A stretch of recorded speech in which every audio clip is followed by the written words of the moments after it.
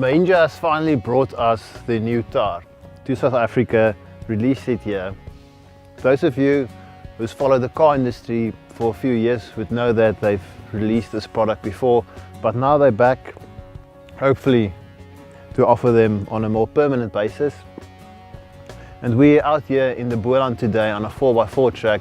We're going to put it through its paces.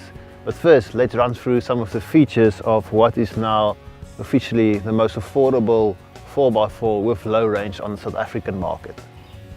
The 2.5 litre turbo diesel and intercooled engine develops 79 kilowatts and 247 newton meters. That's not a lot, and acceleration is fairly slow, but for the purpose of this vehicle, so far it's done an acceptable job. The cabin is very simplistic in its layout, and ergonomically there are a few flaws. For instance, if I sit in my driving position, I can't really see the rev count or the speedometer. Also, the handbrake lever and the gear lever are very close to one another. So when you engage reverse, you're actually touching the handbrake lever. Down here, you've got the low range lever for two-wheel drive, four-wheel drive, as well as for low. Our test car has also been fitted with an optional Bluetooth and audio system that comes in at 4,500 Rand. There are a few build quality issues. For instance, the air conditioning control works, but it's very flimsy, and if you turn it too far, it actually doesn't click and work very well. But the aircon is working, which is very useful in our hot climate. This specific test unit is fitted with a very sturdy canopy, except Mahindra South Africa told us that they're actually still developing the canopy and thinking of having local suppliers manufacture it. Otherwise, it's a straightforward cabin, and you get the sense that on a farm or on adventure it will be perfect, but on the road it's not the place where you want to spend a lot of time. So the Thar definitely has some good and bad qualities. So let's engage low range and see what it can do on this course. There are a few places on this course where the short wheelbase of the Thar has really made a difference and helped it. As we've just seen, it can get a bit bouncy, but these tires do make a huge difference.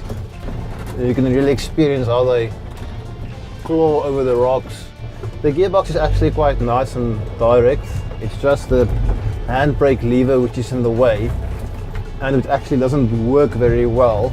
I would have liked a much stronger handbrake. When you're on steep inclines or declines, you want to make use of that, and then it doesn't work properly.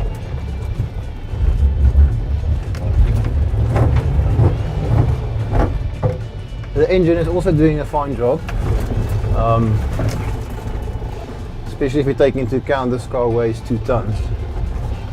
In your rear view mirrors, you can also see the rear wheel arches, which helps to see rear corners of the car. However, if you want to see out front, you just need to sit a bit straight up, but then you know the front wheels are just slightly forward of your feet.